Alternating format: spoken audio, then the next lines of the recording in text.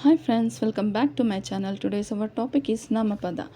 ನಾಮಪದಗಳ ವ್ಯಕ್ತಿಯ ಹೆಸರು, ಪ್ರಾಣಿ, ಸ್ಥಳ, ವಸ್ತುಗಳ ಹೆಸರನ್ನು ತಿಳಿಸುವುದೇ ನಾಮಪದವೆಂದು ಕರೆಯುತ್ತಾರೆ. मतलब व्यक्ति किसी भी पर्सन का नेम, एनिमल का नेम और प्लेस के नेम को बताने वाले वर्ड्स को ही हम क्या कहते हैं? नामपद कहते हैं. ಉದಾಹರಣೆ ರಾಜು, ಸಿಂಹ, ಮಂಡ್ಯ, ಸೇಬು. ನಾಮಪದಗಳ ವಿಧಗಳು. ನಾಮಪದಗಳಲ್ಲಿ 9 ವಿಧವಿದೆ. ನಾಮಪದಕ್ಕೆ 9 ಟೈಪ್ಸ್ होते हैं. ವಸ್ತುವಾಚಕಗಳು, ಗುಣವಾಚಕಗಳು, ಸಂಖ್ಯಾವಾಚಕಗಳು, ಸಂಖ್ಯೆಯ ವಾಚಕಗಳು, ಭಾವನಾಮಗಳು, ಪರಿಮಾಣವಾಚಕಗಳು, ಪ್ರಕಾರವಾಚಕಗಳು, ದಿಗುವಾಚಕಗಳು, ಸರ್ವನಾಮಗಳು. ವಸ್ತುವಾಚಕಗಳು. ವಸ್ತುಗಳ ಹೆಸರನ್ನು ಸೂಚಿಸುವ ಪದಗಳನ್ನು वस्तुवाचकವೆಂದು ಕರೆಯುತ್ತಾರೆ. मतलब किसी भी चीज़ों के नाम को बताने वाले वर्ड्स को ही हम क्या कहते हैं? वस्तुवाचक कहते हैं. ಉದಾಹರಣೆ ಮನುಷ್ಯ, ಹೆಂಗಸು, ನಾಯಿ. ವಸ್ತುವಾಚಕಗಳಲ್ಲಿ 3 ವಿಧವಿದೆ. ವಸ್ತುವಾಚಕಕ್ಕೆ 3 ಟೈಪ್ಸ್ होते हैं. ರೂಢನಾಮ, ಅಂಕಿತನಾಮ, ಅನ್ವರ್ಥನಾಮ. ರೂಢನಾಮ. ರೂಢಿಯಿಂದ ಬಂದ ಸಾಮಾನ್ಯ ವಾಚಕಗಳನ್ನು ರೂಢನಾಮವೆನ್ನುತ್ತೇವೆ. मतलब रूढ़िಯಿಂದ, मतलब जो बात करते करते जो नाम आते हैं वैसे उनको क्या कहते हैं? रूढ़नामा कहते हैं. यहाँ पे देखो, ऑब्जर्व करो आप. नदी, पर्वत, ऊरू, देश, शाले. यहाँ पे नदी कौन सी भी नदी हो सकती है, उसका नाम नहीं बताते. ओरली टोटली कह देते हैं ना, ऐसे नामों को हम क्या कहते हैं? रूढ़नामा कहते हैं. पर्वत, वो पहाड़ कौन सा भी पहाड़ हो सकता है. ऊरू, गांव कौन सा भी गांव हो सकता है. देशा, वो कौन सा भी देशा हो सकता है. शाले, वो कौन सी भी स्कूल हो सकती है. मनुष्य, ऐसे नामों को ही हम क्या कहते हैं? रूढ़नामा कहते हैं. यहाँ एग्जैक्टली नाम को, उसका कौन सा गांव, कौन सी नदी, ऐसा नहीं बताते. ऐसे नामों को हम क्या कहते हैं? ರೂಢನಾಮ कहते हैं. ಅಂಕಿತನಾಮ. ವ್ಯವಹಾರದ ಉಪಯೋಗಕ್ಕಾಗಿ ಇಟ್ಟುಕೊಂಡ ಹೆಸರುಗಳನ್ನು ಅಂಕಿತನಾಮ ಎಂದು ಕರೆಯುತ್ತಾರೆ. बिजनेस के इस्तेमाल के लिए इस्तेमाल किए जाने वाले नामों को ही हम क्या कहते हैं? अंकितनामा कहते हैं. यहाँ पे किसी भी पर्सन का नाम, एनिमल का नाम, प्लेस का नाम, खाने पीने की चीज़ों का नाम, लिखने पढ़ने की चीज़, किसी भी चीज़ों के नाम को ही हम क्या कहते हैं? अंकितनामा कहते हैं. कावेरी, रामू, बेंगलुरु, धारवाड़.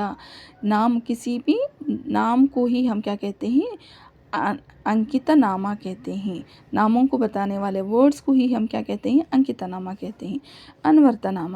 ಅರ್ಥಕ್ಕೆ ಅನುಸಾರವಾಗಿ ಇಟ್ಟುಕೊಂಡ ಹೆಸರುಗಳನ್ನು ಅನ್ವರ್ಥನಾಮವೆನ್ನುತ್ತೇವೆ. मतलब के मुताबिक रखे जाने वाले नामों को हम क्या कहते हैं? अनवर्थनामा कहते हैं. जाना, कवि, पंडिता, कुरुड़ा, मूगा. मतलब के मुताबिक किसी भी नाम को अगर आप सुनते हैं तब आपको खुद ब खुद उसका मतलब समझ में आ जाता है. ऐसे नामों को ही हम क्या कहते हैं? अनवर्थनामा कहते हैं. उदाहरण जाना. जाना मतलब चालाक, होशियार. अब होशियार कह देते हैं तो आप होशियार कहते हैं तो आपको खुद ब खुद समझ में आ जाता है कि वो होशियार है, पढ़ने लिखने में होशियार है, वो बहुत चालाक है. आपको अलग से बताने की ज़रूरत नहीं पड़ती कि वो होशियार किसे कहते हैं. ऐसे नामों को हम क्या कहते हैं? अनवर्थनामा कहते हैं. कवि, पोएट. पंडिता, पुजारी. कुरुड़ा, मूगा, शिक्षका, विज्ञानी, टीचर, पुलिस, डॉक्टर. ऐसे जो भी नाम को सुनते ही आपको उसका मतलब खुद ब खुद समझ में आ जाए, ऐसे नामों को ही हम क्या कहते हैं? ಅನ್ವರ್ಥನಾಮ कहते हैं. ಗುಣವಾಚಕಗಳು. ಗುಣವಾಚಕಗಳು ಯಾವುದೇ ವಸ್ತುಗಳ ಗುಣ, ರೀತಿ, ಸ್ವಭಾವವನ್ನು ಸೂಚಿಸುವ ಪದಗಳನ್ನು गुणवाचक ಎಂದು ಕರೆಯುತ್ತಾರೆ. मतलब किसी भी चीज़ के गुण, वो उसमें क्या अच्छाई है, उसमें क्या बुराई है, वो कैसा है, वो किस तरह है, इसे ऐसे बताने वाले वर्ड्स को ही हम क्या कहते हैं? गुणवाचक कहते हैं. ಒಳ್ಳೆಯ. कोई भी चीज़ अगर अच्छी है तो हम क्या कहते हैं? वो चीज़ बहुत अच्छी है, ये ಒಳ್ಳೆಯ, ये गुणवाचक है. ಕೆಟ್ಟದ್ದು, वो इंसान बहुत बुरा है, ಆ ಮನುಷ್ಯ ತುಂಬ ಕೆಟ್ಟವನು, ये ಕೆಟ್ಟದ್ದು है ना, ये गुणवाचक है. ದೊಡ್ಡದು, वो पहाड़ बहुत बड़ा है, ದೊಡ್ಡದು. हड़ते मतलब पुराना. जो भी उससे उसकी जो रीति रीति वो किस तरह है बताने वाले वर्ड्स को ही हम क्या कहते हैं, ಗುಣವಾಚಕ कहते हैं। ಸಂಖ್ಯಾವಾಚಕಗಳು ಸಂಖ್ಯೆಯನ್ನು ಹೇಳುವ ಶಬ್ದಗಳೆಲ್ಲ ಸಂಖ್ಯಾವಾಚಕಗಳು ಎಂದು ಕರೆಯುತ್ತಾರೆ। मतलब नंबर्स को बताने वाले तमाम वर्ड्स को हम क्या कहते हैं, ಸಂಖ್ಯಾವಾಚಕಗಳು कहते हैं। ಉದಾಹರಣೆ 1 2 3 10 ಸಾವಿರ ಲಕ್ಷ, ऐसे नंबर्स को बताने वाले वर्ड्स को ही हम क्या कहते हैं, ಸಂಖ್ಯಾವಾಚಕಗಳು कहते हैं। संख्या वाचकಗಳು संख्यावाचक और ಸಂಖ್ಯೆಯವಾಚಕ में थोड़ा ही डिफरेंस है, आप गौर से समझें। ಸಂಖ್ಯೆಯಿಂದ ಕೂಡಿದ ವಸ್ತುಗಳನ್ನು ಹೇಳುವ ಶಬ್ದಗಳನ್ನು ಸಂಖ್ಯಾವಾಚಕಗಳು ಎಂದು ಕರೆಯುತ್ತಾರೆ। यहाँ नंबर्स को बताने वाले वर्ड्स को हम क्या कहते हैं, ಸಂಖ್ಯಾವಾಚಕಗಳು कहते हैं। ಸಂಖ್ಯೆಯವಾಚಕ ಸಂಖ್ಯೆಯಿಂದ ಕೂಡಿದ ವಸ್ತುಗಳನ್ನು, नंबर से मिलकर बने हुए चीज़ों को हम क्या कहते हैं, संख्यावाचकಗಳು। चीज़ों को, यहाँ पे नंबर से बने हुए चीज़ों को हम क्या कहते हैं, संख्यावाचकಗಳು कहते हैं। यहाँ पे देखिए ಆರನೆಯ ಮೂವಾರು ಇಬ್ಬರು ಐವಾರು, ठीक है ना। हम कितने कहते हैं, ಮೂವಾರು ಮಕ್ಕಳು ಇಬ್ಬರು ವಿದ್ಯಾರ್ಥಿಗಳು, ಆರನೆಯ ಮಗು, ಆರನೆಯ ತರಗತಿ। ऐसे वर्ड्स को हम क्या कहते हैं, ಸಂಖ್ಯೆಯ ವಾಚಕಗಳು कहते हैं। ಭಾವನಾಮಗಳು ವಸ್ತು ಮತ್ತು ಕ್ರಿಯೆಯ ಭಾವನೆಯನ್ನು ತಿಳಿಸುವ ಪದಗಳನ್ನು ಭಾವನಾಮಗಳು ಎಂದು ಕರೆಯುತ್ತಾರೆ। मतलब वस्तु कोई किसी भी चीज़ या किसी भी और उसके क्रिया, उसके काम को बताने वाले एक्सप्रेशन को हम क्या, भावने फीलिंग्स को हम क्या कहते हैं, भावनामा कहते हैं। अगर कोई इंसान गुस्से में है तो वो हम ऐसा कहते हैं, वो गुस्से से लाल पीला हो रहा है, केम्पू, उसका गुस्से से उसका चेहरा लाल हो गया, गुस्से से उसका चेहरा लाल हो गया। ये लाल है ना, उसकी जो फीलिंग या एक्सप्रेशन को बताता है। ऐसे वर्ड्स को हम क्या कहते हैं, भावनामा कहते हैं। हिरी में जो बड़ाई, ये भी एक भावनामा है। बिलिपू मतलब सफ़ेद, उसका दिल, अब ऐसे कहते हैं ना, उसका दिल दूध की तरह सफ़ेद है। उसका दिल को हम क्या कर रहे हैं, उसका फीलिंग्स को और उसकी जो भावने को हम किससे कंपेयर कर रहे हैं, दूध से कंपेयर कर रहे हैं। भावने दूध की तरह सफ़ेद है। और नेक्स्ट है हमारा ಪರಿಮಾಣವಾಚಕಗಳು। ಪರಿಮಾಣವಾಚಕಗಳು ವಸ್ತುಗಳ ಸಾಮಾನ್ಯ ಅಳತೆ, ಪರಿಮಾಣ, ಗಾತ್ರ ಇತ್ಯಾದಿಗಳನ್ನು ಪರಿಮಾಣವಾಚಕಗಳು ಎಂದು ಕರೆಯುತ್ತಾರೆ। मतलब किसी भी चीज़ों के परिमाण कितना है, गात्र उतना है, अಳತೆ वो उतना हो सकता है, ऐसी चीज़ों को हम क्या कहते हैं, ಪರಿಮಾಣವಾಚಕಗಳು कहते हैं।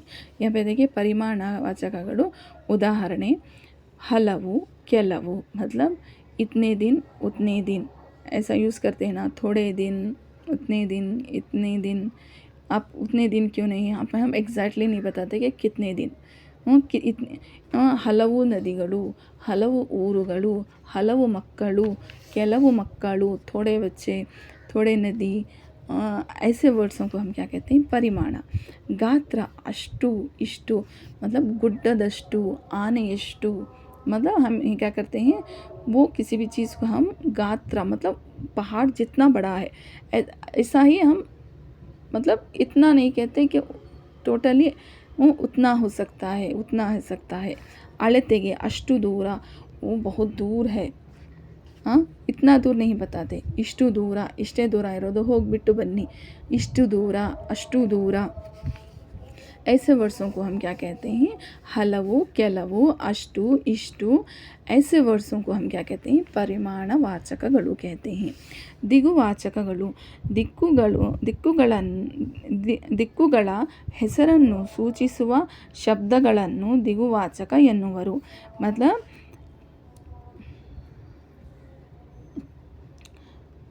दिक्कु उत्तर, दक्षिण, पूर्व, पश्चिम, आचे, ईचे, मतलब डायरेक्शंस को बताने वाले वर्ड्स को ही हम क्या कहते हैं, दिगुवाचकಗಳು कहते हैं। नॉर्थ, साउथ, ईस्ट, वेस्ट, इधर उधर ऐसे वर्ड्सों को क्या कहते हैं? ದಿಗ್ವಾಚಕಗಳು कहते हैं। ಪ್ರಕಾರವಾಚಕಗಳು ವಸ್ತುಗಳ ನಿಜ ಸ್ಥಿತಿ ಅಥವಾ ರೀತಿಗಳನ್ನು ತಿಳಿಸುವ ಶಬ್ದಗಳನ್ನು ಪ್ರಕಾರವಾಚಕಗಳು ಎಂದು ಕರೆಯುತ್ತಾರೆ। मतलब वस्तुಗಳ किसी भी चीज़ों के मतलब वो किस तरह है, किस तरह हो सकता है, ऐसे बताने वाले वर्ड्स को ही हम क्या कहते हैं? ಪ್ರಕಾರವಾಚಕಗಳು कहते हैं। ಅಂತಹ, ಇಂತಹ, ಎಂತಹ, ಇಂತಹದು इत्यादि। अंतः, इंतः, यंतः, इंतः मतलब वो चीज़ उस तरह हो सकती है, वो चीज़ इस तरह हो सकती है, वो चीज़ किस तरह हो सकती है, ऐसे बताने वाले वर्ड्स को हम क्या कहते हैं? प्रकारवाचकಗಳು कहते हैं। आज की वीडियो में बस इतना ही। अगर आपको मेरी वीडियो पसंद आए तो लाइक करें, शेयर करें, सब्सक्राइब करें। Thank you.